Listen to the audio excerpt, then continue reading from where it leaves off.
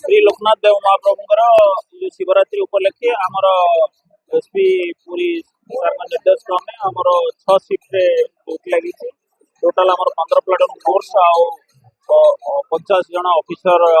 duty मुतयन अच्छा आमर traffic कार्य जड़े डीएसपी आमर